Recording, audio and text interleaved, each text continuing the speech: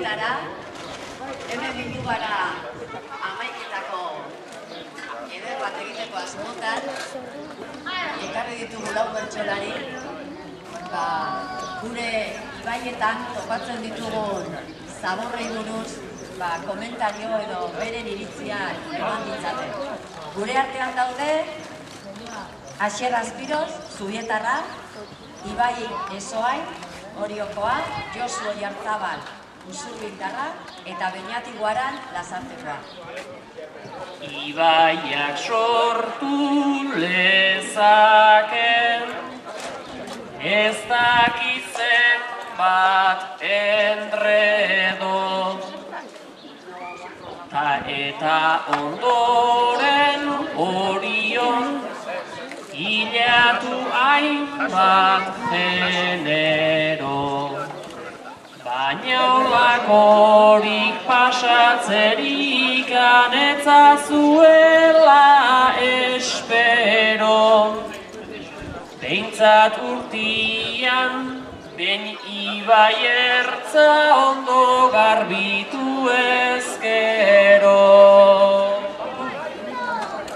Mai gainean daukagu horiaren imagina, traktore bat ta bota bat aldamenean patina. Horiak hoixe erakusten du kutsadura eta zikina, organiloa metafora da, beti musika berdina. Gezurrak beti izaten, ditu bide oso motzak, ta Ibaik egin dizkigu adierazpenak zorrotzak. Zikinkeriak anpilatuak, egon beharruken lotxak. Beira nun Kristo azaldu diran, Orioko balean hortzak. Txumitu erabili, eta zertarako gorde. Kapitalismoa gure barrenean dago jode. Horiak ere bere mezua erakutsi du dotore.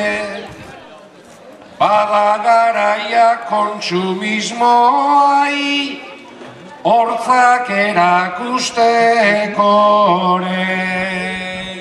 Aldarrikapen ez bete, daiteke gaurkoan festa. Ibai garbiketarako prest, mutil prest, berdin neska. Modu horretan egin nahi gendun, gaurko izen gure protesta.